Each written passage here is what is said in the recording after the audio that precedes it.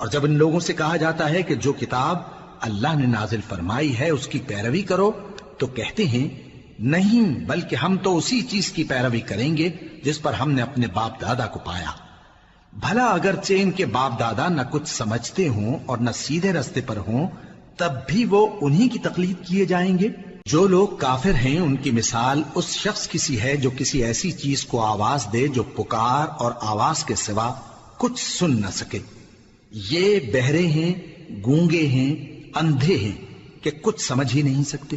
اے اہل ایمان،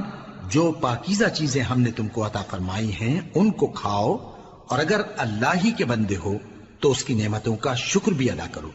اس نے تو تم پر بس مرا ہوا جانور اور لہو اور سور کا گوشت اور جس چیز پر اللہ کے سوا کسی اور کا نام پکارا جائے حرام کر دیا ہے،